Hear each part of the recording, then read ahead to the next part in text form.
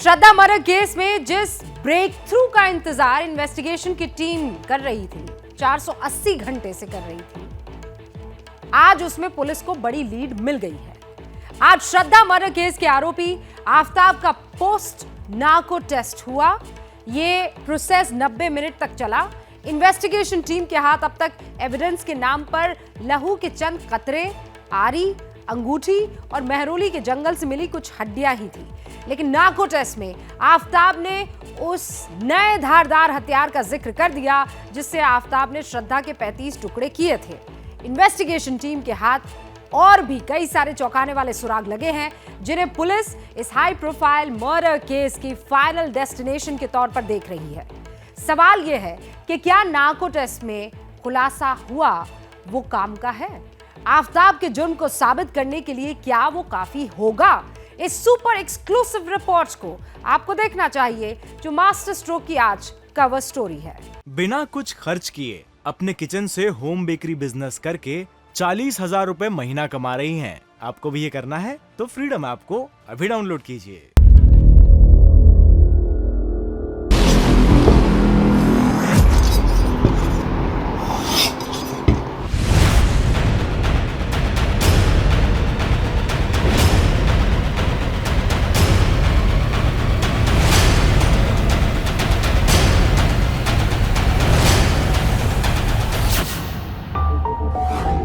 Aftab dead body और 35 टुकड़ों का राज खुल गया।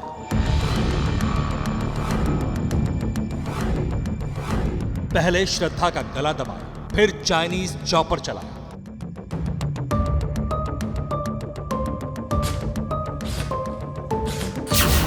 पहले बॉडी को आरी से काटा, फिर चॉपर से टुकड़ों में बांटा।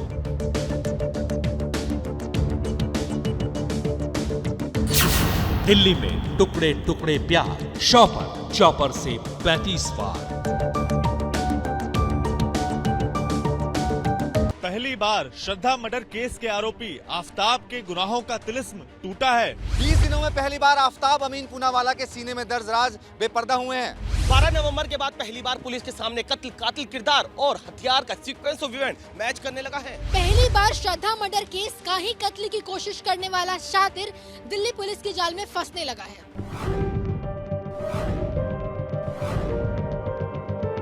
यकीनन पहली बार 480 घंटे की तफ्तीश में दिल्ली पुलिस के सामने श्रद्धा मर्डर केस की जो कमजोर कड़ियां थी वो धीरे धीरे दुरुस्त होने लगी है। नार्को टेस्ट की रोशनी में आफताब के दिमाग में छिपे वो राज बेपर्दा हो रहे हैं जिसने दिल्ली पुलिस की तफ्तीश को अहम सुराग और सबूतों वाली फाइनल डेस्टिनेशन तक पहुंचाने का रास्ता बिल्कुल क्लियर कर दिया है। दिल्ली पुलिस के टॉप सोर्सेस के हवाले से श्रद्धा हत्याकांड में आरोपी आफताब ने बहुत बड़ा और अभी तक का सबसे सनसनीखेज खुलासा किया है। पुलिस सोर्सेस का कहना है कि श्रद्धा के शव के टुकड़े करने के लिए आफताब ने चाइनीज चॉपर का भी इस्तेमाल किया था। सूत्रों के मुताबिक आफताब ने नार्को टेस्ट में कबूल किया है कि उसने पहले आरी से शव को काटा, फिर लाश के छोटे छोटे टुकड़े करने के लिए दूसरे धारदार हथियारों का इस्तेमाल किया। पुलिस इस केस में एक एक कदम फूंक फूंक कर रख रही है, इसलिए चाइनीज चॉपर वाली थ्योरी को भी इत्मीनान से टेस्ट कर लेना चाहती है क्योंकि यहाँ भी कई तरह के पेंच सामने आ सकते हैं। मिसाल के तौर पर चाइनीज चॉपर और कसाई के इस्तेमाल होने वाले चापड़ में जमीन आसमान का फर्क होता है। चाइनीज चॉपर किचन में आमतौर पर फल सब्जियों को काटने के लिए इस्तेमाल होता है, जबकि चापड़ यानी बुचर्स क्लीवर रेड मीट को काटने में यूज होता है। चाइनीज चॉपर अगर हड्डी पर चलाया जाए, बोन को काटने के लिए यूज हो तो फिर 1-2 बार के बाद वो बेकार हो सकता है, उसकी शेप खराब हो सकती है, ब्लेड भी टूट सकता है, जबकि कसाई वाला चापड़ बिना खराब हुए लगातार हड्डियों को काट सकता है।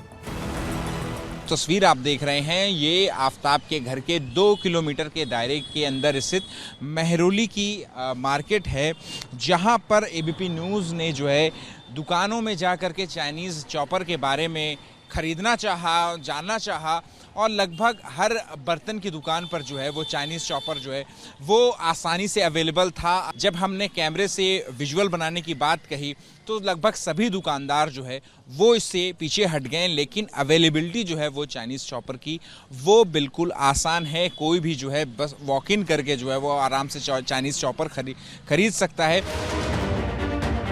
नार्को टेस्ट के दौरान श्रद्धा केस में सुन्न कर देने वाली ये खुलासे पुलिस के लिए किसी बड़े ब्रेक थ्रू से कम नहीं, क्योंकि अभी तक की जांच में पुलिस के पास खून के 3 कतरे और गिनती की हड्डियां थी, मगर नार्को एनालिसिस टेस्ट के जरिए उन सवालों का जवाब मिला जिन पर आफताब कुंडली मारकर बैठा था। पुलिस के टॉप सोर्सेस के मुताबिक आफताब ने नार्को टेस्ट के दौरान हत्या के बाद इस्तेमाल किए गए धारदार हथियार की लोकेशन भी बता दी है। आफताब ने नार्को टेस्ट में ये कबूल किया कि जिस आरी से उसने शव को काटा था उस आरी को उसने अपने दफ्तर के पास ही मौजूद झाड़ियों में फेंक दिया था। क्योंकि आफताब शेफ का काम कर चुका था, इसीलिए उसके घर में चाकू के साथ कुछ चाइनीज चॉपर्स भी मौजूद थे, जिन्हें पुलिस ने बरामद किया था। पुलिस को शक है कि मर्डर के बाद जिस चाइनीज चॉपर का इस्तेमाल हुआ वो उन्हीं में से एक हो सकता है। जिस वक्त पुलिस ने आफताब को गिरफ्तार किया उसी समय महरौली के जंगल में हड्डियों की तलाश शुरू हुई, मगर पुलिस को श्रद्धा के शव की खोपड़ी नहीं मिली। पुलिस सूत्रों के मुताबिक नार्को टेस्ट के दौरान आफताब ने श्रद्धा के सिर को फेंकने वाली लोकेशन भी बता दी है। आफताब ने दिल्ली पुलिस के सामने यह खुलासा किया है कि उसने श्रद्धा के सिर को महरौली के जंगलों में ही फेंका था। पुलिस सूत्रों से यह भी पता चला कि आफताब ने श्रद्धा के फोन को मुंबई में समंदर में फेंक दिया था, जो अभी तक दिल्ली पुलिस बरामद नहीं कर पाई है। असल में श्रद्धा हत्याकांड के आरोपी आफताब से नार्को टेस्ट के दौरान करीब 30 सवाल पूछे गए थे। नार्को पूरा होने के बाद आफताब ने एफएसएल की टीम और डॉक्टरों को बताया है कि उसने वही सब नार्को टेस्ट में बोला जो पहले पुलिस के सामने बताया था। नार्को टेस्ट के दौरान आफताब ने कहा कि वो झूठ नहीं बोल रहा, यानी कत्ल की सिलसिलेवार कहानी आफताब ने नार्को टेस्ट में उगल दी है। लेकिन तफ्तीश सिर्फ नार्को टेस्ट पर ही नहीं रुकी। नार्को टेस्ट की बातों को वेरीफाई करने के लिए आफताब का पोस्ट नार्को टेस्ट करवाया गया। इसका मतलब यह है कि पहले पुलिस के सामने बयान, फिर पॉलीग्राफ और फिर नार्को और अब पोस्ट नार्को टेस्ट करवाया गया। आफताब का पोस्ट नार्को दिल्ली के तिहाड़ जेल में करीब 1 घंटे 45 मिनट तक चला। आफताब ने अपने नार्को टेस्ट और पोस्ट नार्को टेस्ट के सभी सवालों के बिल्कुल एक जैसे जवाब दिए हैं।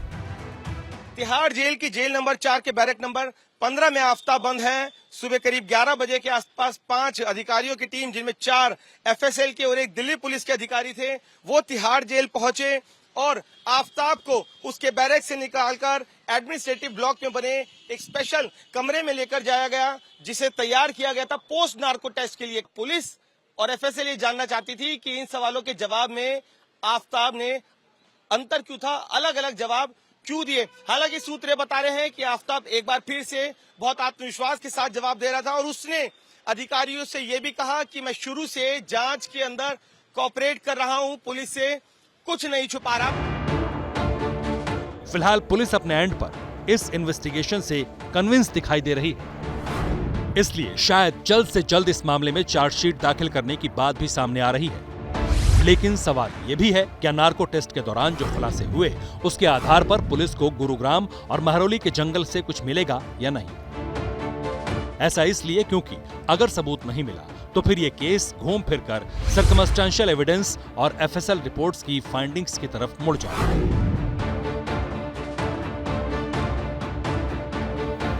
बिना कुछ खर्च किए अपने किचन से होम बेकरी बिजनेस करके 40,000 रुपए महीना कमा रही हैं। आपको भी ये करना है तो फ्रीडम ऐप को अभी डाउनलोड कीजिए।